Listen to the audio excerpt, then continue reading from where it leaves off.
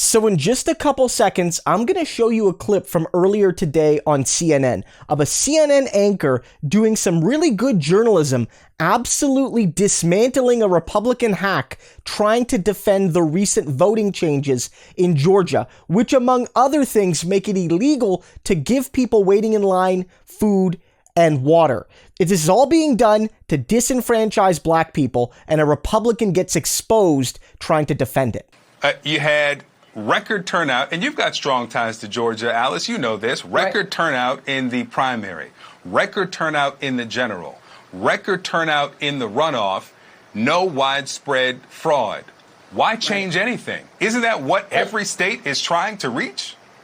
Oh, absolutely. And look, So what's the argument for changing anything from 2020?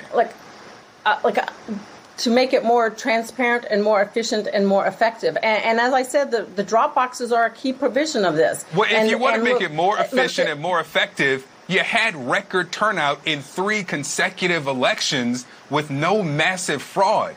Isn't that the end point? The goal here, Victor, as I continue to say, I was on the ground in Georgia back in December. I saw the people coming out. There are certain components of the election process that did need to be addressed. I've said early and often there was no widespread voter fraud in Georgia. There was none whatsoever. But there were areas that needed to be addressed, and that's exactly what these lawmakers were doing. What is the purpose As for handing out water, election workers can hand out water while voters are in line. But why make it a crime for volunteers to come up and give people water? Volunteers can give water. I get election volunteers can give water. Alice, they are running the election. On a political campaign. Alice, they are running the election. So they have jobs, right? People who are volunteering just to help people who are standing in line. And let's remember where these people are standing in line. In Gwinnett, in DeKalb, in Cobb, in Fulton, where there are majority black voters or a large number of black voters, the concentration of voters who put President Biden into the White House. So the 8-hour lines are not often in the other 156 counties in this state. To give somebody water, you make that a crime? I think that aspect of this bill was not necessary. The key is what they wanted to make sure was that people were not giving out food and water to people in line that had a political message. That was the goal. So what they did instead was to completely eliminate people working on a campaign or with a political message or agenda. It says anyone. I've got the bill up right here. Let's just be clear about this water element, because I want to get back. I want to get back to another topic. I want to get to immigration, but let me just read from the bill.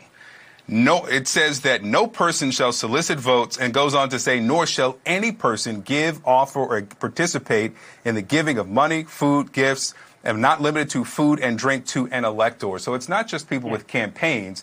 I can't walk up and give a person who's standing in line for 8 hours a bottle of water. It is a misdemeanor. And so what you can see there is the CNN anchor makes it absolutely clear that Georgia, up until now, up until this bill a couple days ago was passed, should be seen as a success case. Georgia, a state in the South with historic issues among voting rights, has nonetheless seen rising turnout from black voters and from other voters as well in primaries and in general elections and in the recent Senate runoff. In election after election, more Georgians who want to vote are getting to vote, and that's a good thing. Like, all kidding aside, Georgia up until now should be praised because Georgia was a success case.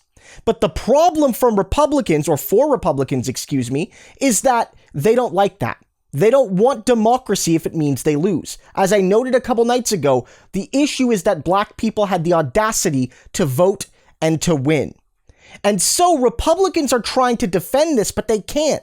They can't. She's trying to defend it by saying we need more transparency, we need more efficiency. But that's not true. The system is efficient. If it wasn't, turnout wouldn't be rising. If anything, you need to make voting easier, even more easier than it's been made, to increase efficiency and increase turnout. And there is no need for any significant change in transparency because there is no fraud. There's none. They say there's widespread, but there's not even any significant amount of cases anywhere, nowhere. It's totally manufactured. And she tries to, on the one hand, say, oh, well, I really don't personally support the no food and water thing, but it's actually just preventing, political campaigns from giving food and water to people. It's not actually stopping individuals. When he reads the goddamn legislation saying it stops everyone. It stops everyone. So hypothetically, it's not just, the Raphael Warnock or John Ossoff campaign giving water bottles to the people they think will be Democratic voters, and the Perdue and Loeffler campaign doing the opposite to their voters. That's saying that, like, hypothetically, if I'm waiting in line, if I've already voted, but my grandmother has been waiting in line for 4 hours, that I can't drop her off a sandwich and I can't drop her off a bottle of water or whatever, like, I'm committing a crime, or she's committing a crime, or we're both committing a crime. That's what the law says. And again, it's not just the cruelty in and of itself. That's bad enough. But you damn well know that, one, it will not be evenly enforced. White people will 100% get away with it, and you damn well know. You damn well know that white grandma getting a water bottle from her grandson will not face the same consequences as black grandmother getting her bottle of water from her black grandson. You know that. But as the journalist notes, waiting lines, voting lines, time to vote everywhere, but in Georgia in particular, is not even county to county to county. In more sparsely populated white, rural, and suburban counties, the lines are not very long. So you can pass this law and not worry about it. If people only have to wait 20 minutes, 30 minutes or less, people don't need to have water brought to them. But if people are waiting 4, 5, 6 hours, 3, 4, 5, 6 hours, then yeah, they might get hungry, they might get thirsty, and they're going to need someone to maybe support them.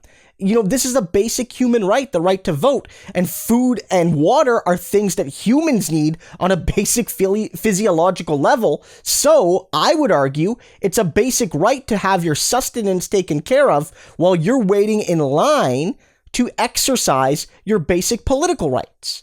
There is no defense for this. Like, the CNN journalist does a good job here, but it's easy if I'm being honest, because, like, how can you defend what happened in Georgia? What happened in Georgia was Republicans lost because black people had the audacity to win, and they're cracking down any way possible.